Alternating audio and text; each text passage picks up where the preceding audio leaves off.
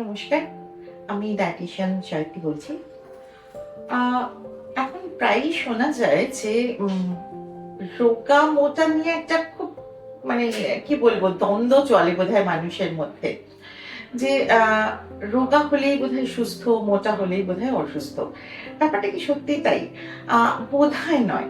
আমার মনে হয় ফ্লেক্সিবিলিটি কতটা আছে বা প্যারামিটার গুলো, ব্লাডের প্যারামিটার গুলো আমাদের ঠিকঠাক আছে কিনা এটা যদি হয় তাহলে বোধহয় মোটা রোগাটা অতটা ডিপেন্ড করে না। ডিপেন্ড করে যেটা যে আমি সুস্থ কতটা। এবং সেটার জন্য আমার যেটা মনে হয় যে প্রত্যেকটা মানুষের, এটা তো সায়েন্সই বলছে, প্রত্যেকটা মানুষের হাইট, ওয়েট, এজ এবং তার লাইফস্টাইলের উপর ডিপেন্ড করে একটা হিসেব নিকেশ করে, যেটাকে সোজা কথায় বলতে গেলে বলা যায় বিএমআই হিসেব করে বের করে সেটার থেকে তার প্রতিদিন কতটা পরিমাণে কার্বোহাইড্রেট, প্রোটিন, ফ্যাট ইনটেক করা প্রয়োজন এইটা জানাটা বোধহয় খুব দরকার। এবং তার সঙ্গে যেটা দরকার সেটা হচ্ছে মন থেকে খুশি থাকা।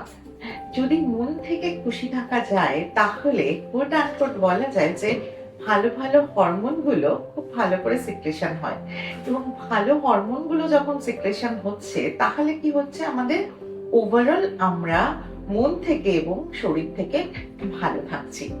সেই জন্য আমরা এই বিভিন্ন ধরনের ইউটিউব বা বিভিন্ন ধরনের এইসব চ্যানেল না দেখে যদি নিজেদের পছন্দ মতো, ভালো লাগা মতো এবং ভালো বাঁচতে পারি এরকম কোনো ডায়েটিশিয়ান বা নিউট্রিশনিস্টের কাছে গিয়ে নিজের সমস্যা, শারীরিক সমস্যা কথা বলে এবং নিজের প্রয়োজন অনুযায়ী তার পরামর্শ মতো যদি চলি তাহলে কিন্তু অবশ্যই আমরা শারীরিক এবং মানসিকভাবে সুস্থ সুন্দর থাকবো।